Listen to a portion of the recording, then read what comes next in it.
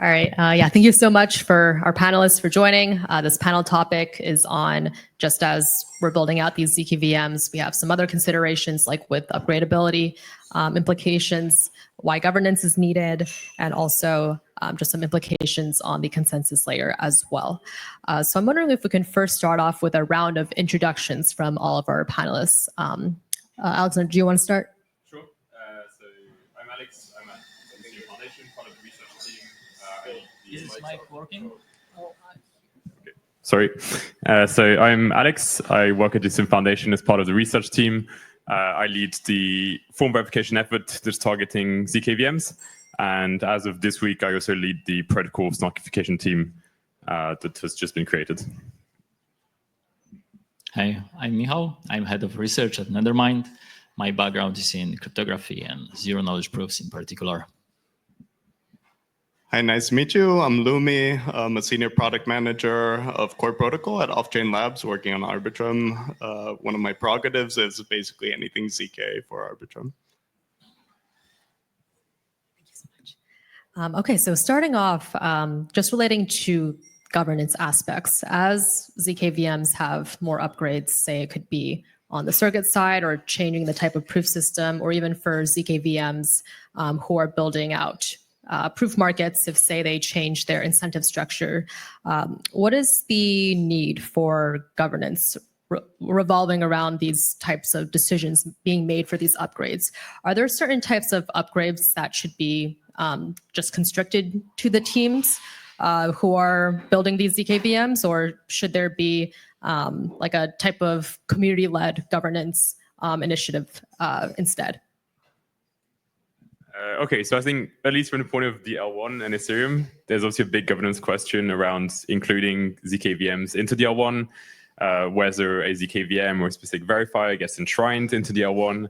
And that's a governance question that is probably going to take a bit of time to resolve because we have a lot of zkVMs who are maybe all doing things slightly differently. Obviously, at the moment, don't use the same verifier, are all going through changes, definitely are not stable, and that have different incentives, as their own, whereas they're kind of, some of them might be VC backed, might have obviously other product ideas, and we have to evaluate that. And then the question of proven networks and incentives, and should, validators in the L1 consensus for Ethereum be required to hold, tokens from a proven network that's not ETH is, I guess my opinion would be no, but that's an open question.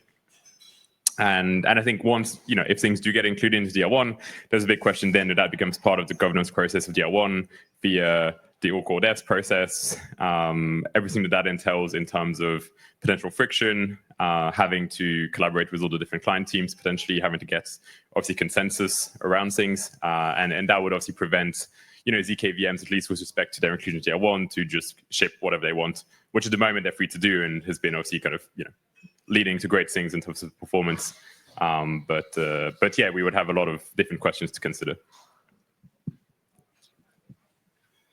One thing I'd add this is governance related, but it's how to safeguard against malicious upgrades or just faulty upgrades is one of the things you really need to work on is multi-prover systems, right? Whether that's multiple ZK implementations or also using like T attestations. So one thing we're working on at Off-Chain Labs for Arbitrum chains, Arbitrum Orbit chains, is basically you'll have a hybrid bold setup.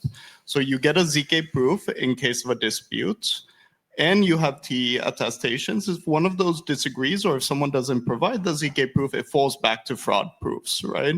So this way, if the zkVM or multiple zkVMs have a faulty upgrade, you can always fall back into different layers of security. So that's less on the governance side, but it's specifically addressing how do we address those concerns around like upgradeability or like actual bugs in these systems. Yeah, I'm from Nethermind, and like one of the main products of Nethermind is the execution layer client.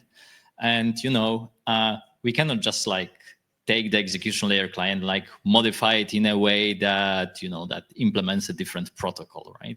It wouldn't be a Ethereum execution layer client anymore.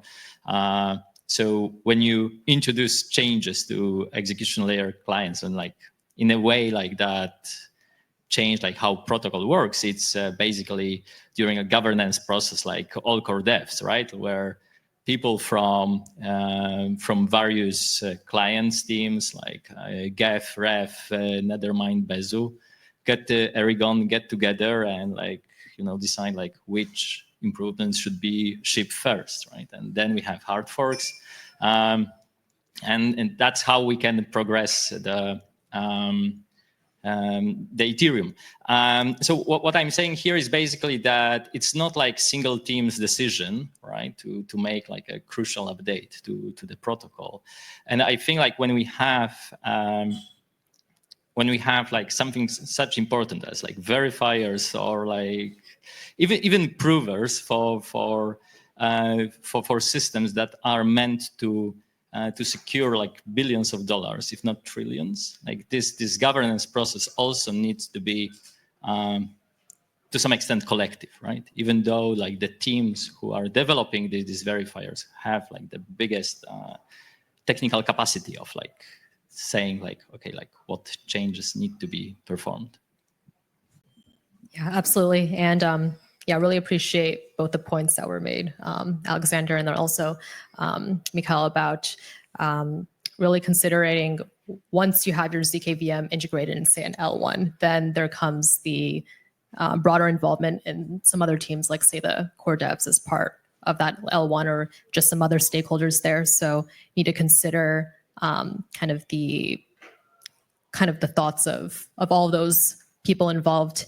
And yeah, I really appreciate you also, Lumi, for mentioning the kind of the fallback mechanism that you can use in terms of just like the upgradeability portion. And just on I'm very curious to hear about all of your thoughts on the specific processes that we can use for just general governance with zkVMs.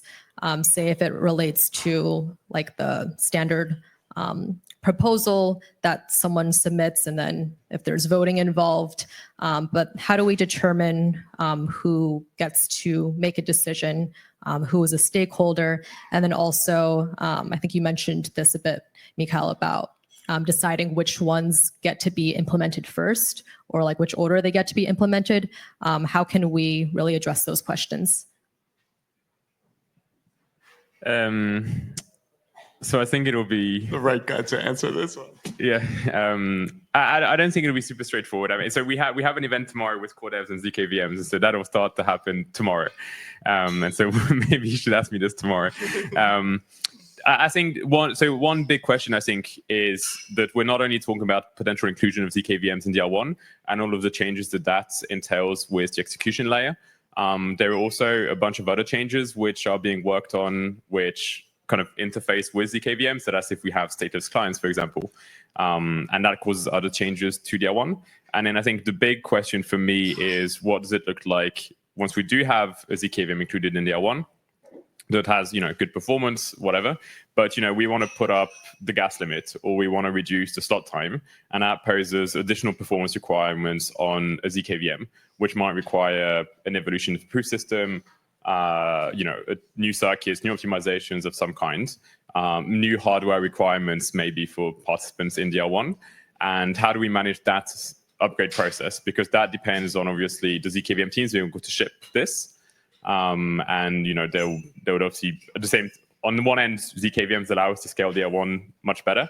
But also if they, at some point, we get stuck because we can't get an upgrade for them, strew, that becomes an issue that, I don't know, drama will ensue in some ACD meeting, and no one will be having a good time.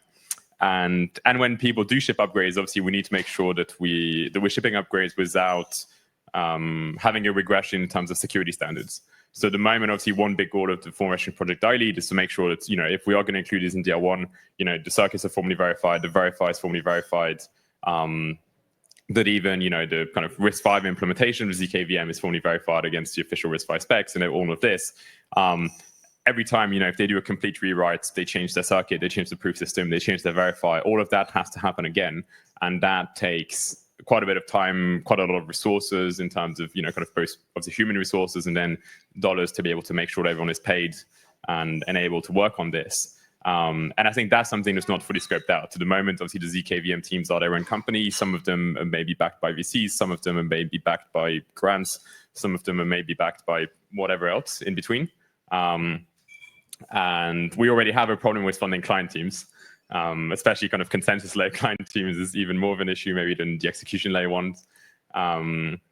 And so these are kind of, there's a lot of kind of complexity that comes in beyond just the tech itself and beyond like how useful the tech is already to some extent, which is something that's going to slow us down a bit, but also for kind of very good reasons.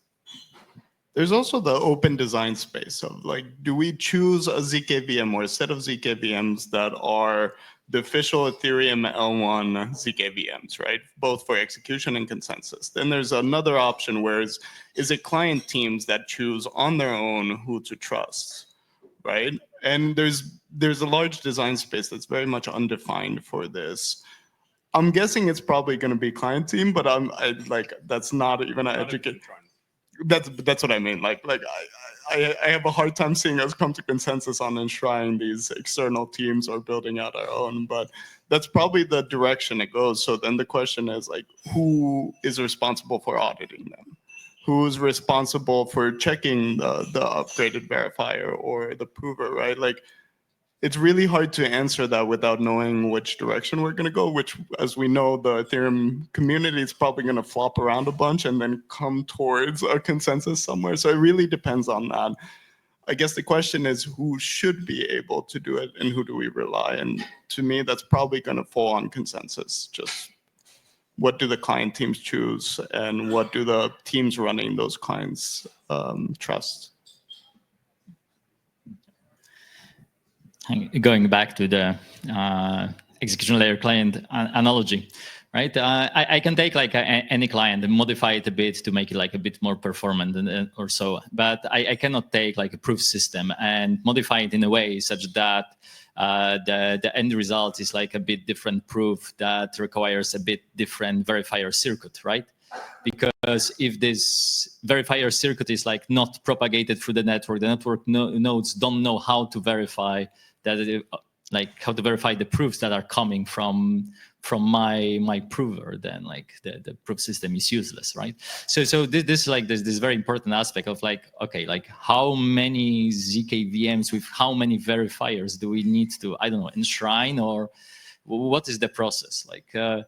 And sorry? How do we get rid of all verifiers? Yeah, but like if we are getting rid of verifiers, then we are ossifying the protocol, right? So it's like this design space that you mentioned, like we are closing it, right?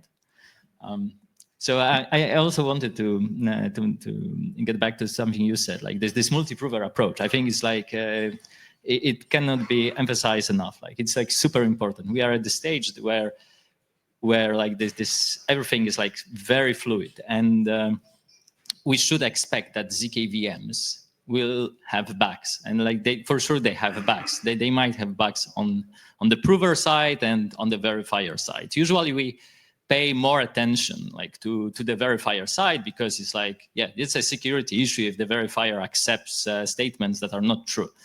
But if we are thinking about like enshrining any like proof system, then we also need to think about the prover side, right? Because we might have a very good proof system that is perfect on the paper.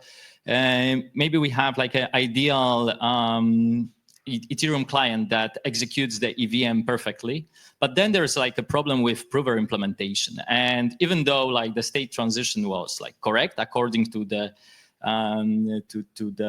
execution layer client, and the prover cannot provide a valid proof, right? And then like what happens is like a very big liveness issue. Definitely agree. One thing I would still say on also the enshrining the provers, because it's important for this conversation, is like, I think it would be a mistake to enshrine a couple different implementations, because even RISC-V, like RISC-V is the go-to zkVM right now, because it has 56 opcodes that you need to prove. So writing circuits for it is much easier, but it's not even determined whether like a WASM-based general zkVM would actually be the optimal outcome, or there's a bunch of different VMs you could build this for that are a little bit harder, but they might actually prove out in the optimal case. the zkVM space is so fast. Like a couple years ago, we didn't think it'd ever be cost efficient to zk-proof like arbitrary programs. And now that's true. And every week, like you saw this with the folding schemes, especially, it's like every week there's a new folding scheme. So I think it's at least too soon to pick winners. So I think it's going to default to the consensus. And then that question comes of like, how do client teams work together? How do you have a choice as someone running a client, which zkVMs? But it's going to get messy of like who trusts what, right? Yeah, absolutely. And there's so many, as you mentioned, so many zkVM teams, I think over 20, 25 now, and they're all making new optimizations, every single week. So there's this, as you mentioned, this open design space that we really need to consider. And Alexander, one of your points on just the security aspect of it, I wanted to ask in terms of how we can ensure safe and transparent upgradeability, if there are any sort of mechanisms that we can implement. I remember Lumi, you mentioned about some kinds of like fallback mechanisms, or even if it's like approaches like slow rollouts over time. Are there any sort of mechanisms specific to zkVMs that we should implement just to ensure both safe and transparent upgradeability? So I think the standard should broadly be that to get onto DR1, you need form verification to a large extent. And then obviously if you're going to change anything, whatever you change, that has to be formally verified as well. That adds a bit of overhead, but then if we're thinking in terms of the hard fork schedule of DR1 anyway, if you're going to switch out and then try and verify it, like, that's going to be a hard fork. I don't think it would actually slow it down that much because you have to wait a couple months for the hard fork anyway. So that's probably okay, but it will require to have like ongoing efforts to keep things formally verified, and therefore also a relationship not with the zkVM teams, but all of this form verification at the moment, it happens through contractors like Nethermind, Veridize, runtime verification, ZK Security have some people now working this, and kind of many others. And that requires then kind of, that they have to be looped in to ACD and comment on whether things are going to be formally verified so that this EIP can be CFI'd ahead of, whatever next hard fork there is. That adds even more complexity to the governance process, which is already kind of messy. And yeah, to get back to kind of this thing as well around, if we are going to have multiple verifiers or prove a diversity, which I think that we should have, that obviously means kind of scaling out form verification to multiple zkVM teams and having kind of the human resources to do that. So multiple verification contractors who are available to do this and can do the work and, kind of familiar with the tooling that is required to do that work in some, reasonably efficient manner. And that's something that needs to be worked on. Like a lot of the tooling now is very much like, one team might pay one contractor and they do something like very specific to that, and they don't have general tooling in place that's reusable when something changes. Maybe you have an extraction from one circuit DSL to lean or another proof assistant, and then you write a new circuit with a new exploitation in a new circuit DSL. Not only do you need to prove that circuit is sounds complete, correctly implements the right function, you have to do another extraction from that new language to that new DSL and test that and get that going, and that adds quite a bit of overhead that has to be streamlined, which obviously we're working on and take into account. But yeah, it doesn't make things any simpler.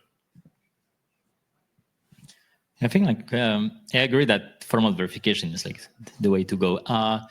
But I think we also should encourage various teams to build, I would say, orthogonally, not to copy from each other, right? So no prime field.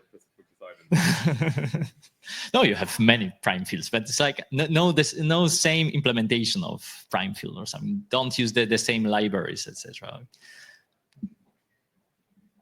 Yeah, that one definitely. We need to incentivize diversity the same way we have client diversity, right? The open question for me, without directly answering that, is the incentivization model will be interesting there, of who pays for formally verifying all these verifiers. Is that part of the responsibility of L2 teams along with EF, right? Because EF doesn't have infinite resources, right? Is it does part of the protocol like inflation go to that? Like it'll be a really interesting design space there as well.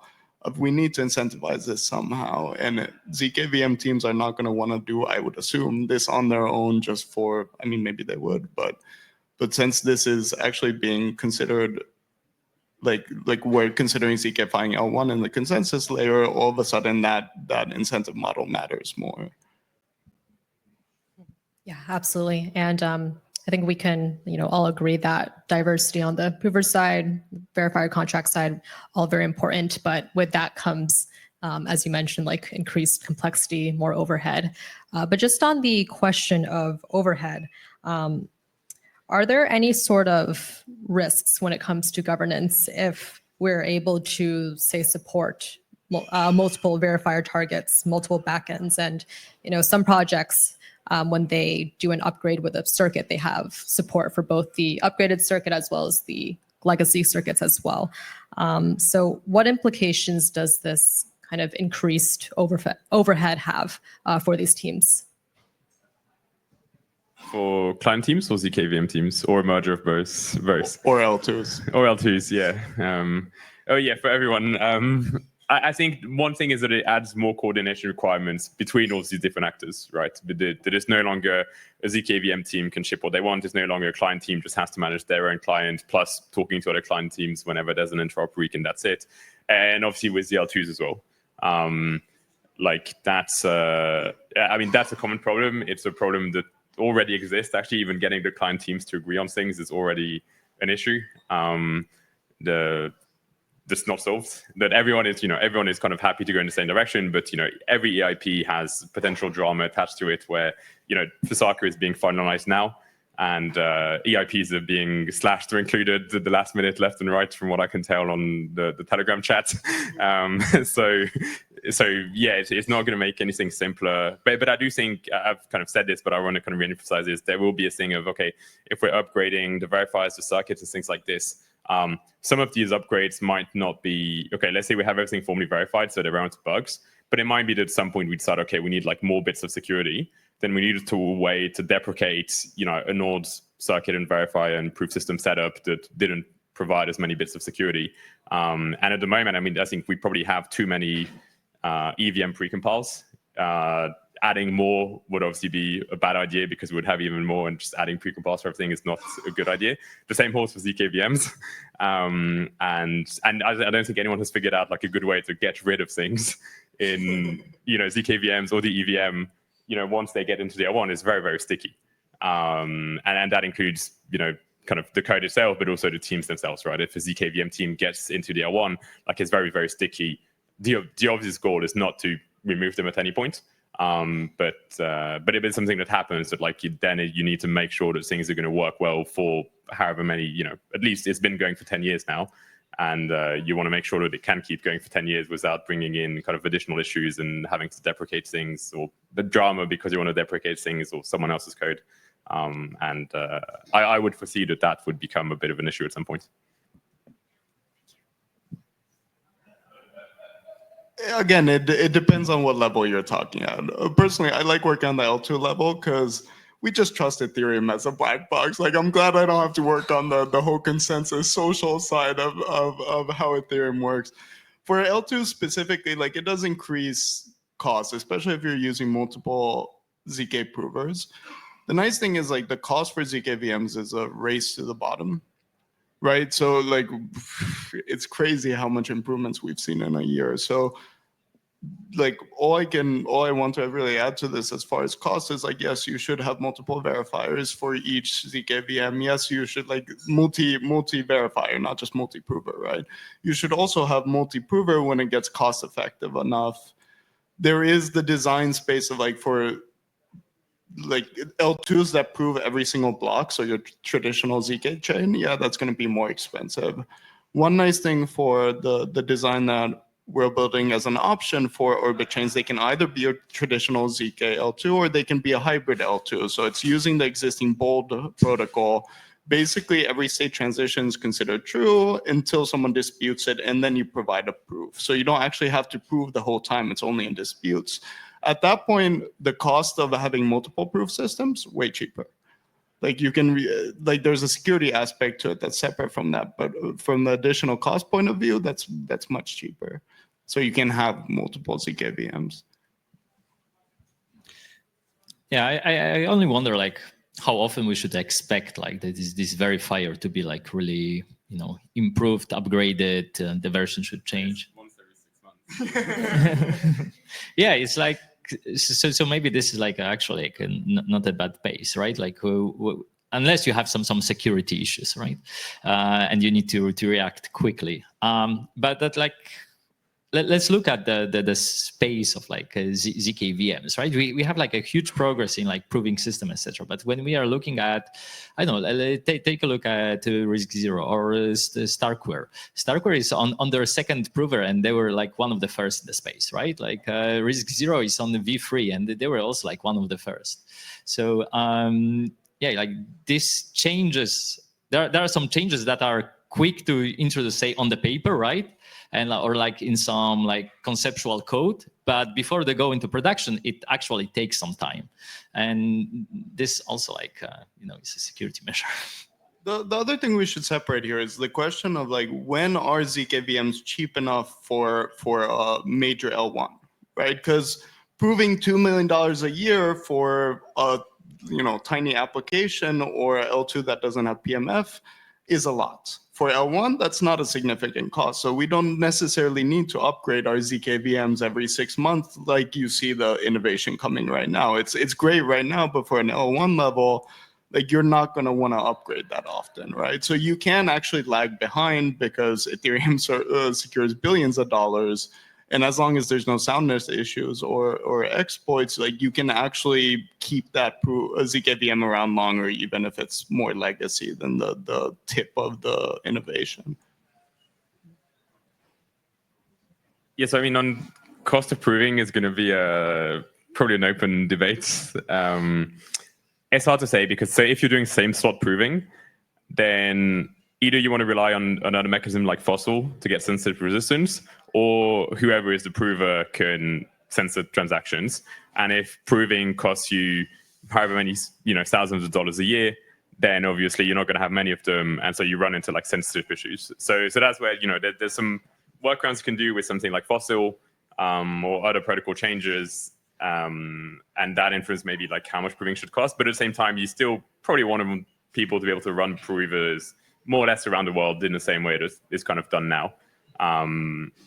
It's definitely one criticism that you hear actually from core devs who are, on the client teams and not, doing zkVMs, that they're like, what happens to the kind of traditional roles that you have in consensus now, and kind of the more or less the ability to participate and to not become, Solana and requiring like 100K or 200K or more to run a node. Ideally, I mean, we've been talking a bit about like, how many GPUs can you fit in one house without blowing up your circuit? Do you want, I don't know, like 10 kilowatts, 20 kilowatts, how many GPUs can a Tesla charger cope with? And then when you're charging your car, you're not proving. And when you're not charging your car, you're proving. These are open questions that are for kind of, people to come to consensus on, and have an implication for like how you see the chain and how you see roles in consensus, and how many nodes do you actually expect to run. Whereas verification is much less a problem. Verification potentially you can do on a $7 Raspberry Pi, and that's okay. So that's going to reconfigure the power dynamics as well within the chain, and maybe how loud certain voices are on all core devs or something like this. And that'll be like a big change to the social layer as well. So that is going to be a bit messy. Yeah, I have a very good point on like this centralization issues. Like currently in Ethereum, we have this proposer builder separation, right? And like 90% of blocks goes through like specialized builders that are like two builders, yeah. But at the end of the day, if you are elected proposer and you don't want to use the builder, build your own block. You're welcome. You can do that, and nothing prevents you. But like, if you need to prove the block, that's like a very, very different question. So I think like we should expect, I don't know, like cultural shift here, that you will still be able to validate blocks like perfectly fine, but you wouldn't be able to to generate new blocks. And you need to also make more money from the block because proving is expensive. And so you have to figure that out as well, right? I think revenue at this point is, for most zkVMs, obviously not a thing, basically, which has to be figured out, whether it's through, with the L1 rewarding for proving, and, outside of the L1, other things. I don't know how much Arbitrum can pay zkVMs to prove the whatever Arbitrum processes, but that's I think a big question of sustainability. So should we expect that we first see like a lot of computation on Ethereum being just like proof verification of like some huge amount of computation that brings a lot of capital to the chain, a lot of value to the blocks, before we see real-time block proving to be profitable for the proposers? I don't know. I mean, like, are you thinking of just like, more proving of like L2 activity? Yeah, it could be. Maybe. At, native rollups, I guess, is the key word here. I don't know. I'll let, the L2 representative will have an opinion on this as well. Pass. No, I mean, yeah. There's different incentive models for it, right? Like, either you can do some sort of leader election protocol. Like, it's for real-time proving, that's going to be expensive for a while, right? I think, at least from a like L1 level, like, I think a design, like an incentive design system or incentive system needs to be designed in, at least for, I don't like saying short-term because then we shouldn't be doing it, but there is a question of how do we incentivize these provers. And I know it's an active discussion in EF as well, like, or all core devs. I don't have a good answer for it. There's a lot of different ways we could do that. For Arbitrum, it's easier, right? Or again, Arbitrum 1 the DAO can choose whether to upgrade, but Orbit chains, like, it's not that hard to design that in. Time to buy governance tokens. Pump my bags. Shit, the lawyers would not be happy. Don't do that. Thank you. Yeah, that's a great point, because like, even a lot of zkVM teams are creating these new open proof marketplaces. So having those proper incentive mechanisms for provers, ensuring fair participation, fair compensation for their work, is definitely a big question that all these zk teams need to think about. I think that's all that we have time for today, but really great points made from all of our panelists, and really appreciate you all for being here. Thank you so much. Thank you so much.